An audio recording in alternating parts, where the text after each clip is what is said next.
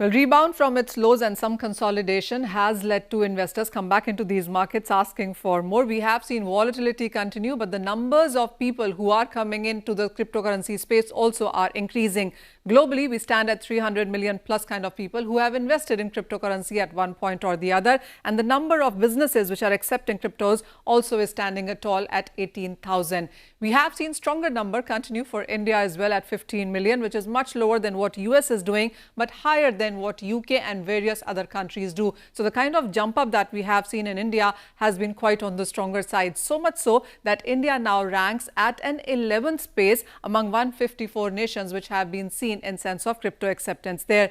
Strong buying in India also has been happening because there is a younger and tech-savvy population here in India, and also the adaptability to crypto saving has been quite strong.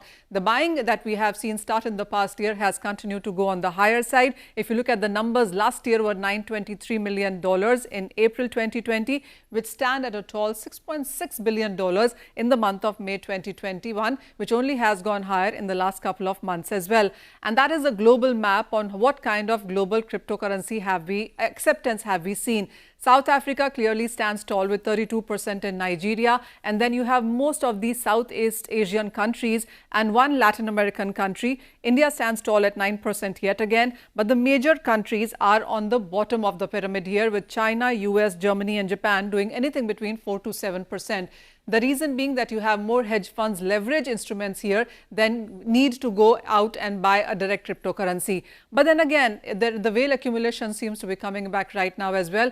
A whale is a big participant which holds anywhere between 1,000 to 10,000 of bitcoins, and this number has been going on the higher side. Whales also hold their cryptocurrencies for a longer period of time. They do not trade it on a daily basis, and that accumulation has gone to nearly 4.216 million bitcoins, which is at a 2-month high. So very strong numbers coming in from there. And then the overall participation seems to be increasing as well, which can be seen in the numbers of fund inflows, which have continued to gain, now stand at 63 million. We have seen Ethereum funds do quite well as well. And then the altcoin cryptocurrencies also have been surging. So when you look at the last 1 month, even as the cryptocurrency volatility has been quite high, we have seen all the funds, whale accumulations and participations come back into this market.